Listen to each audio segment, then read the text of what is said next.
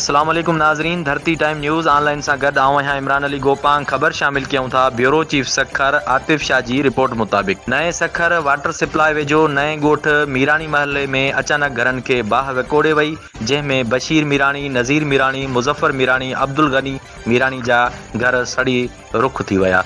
अचानक बाह लगन सबब पोरतन जा 3 घर सड़ी रख थी विया।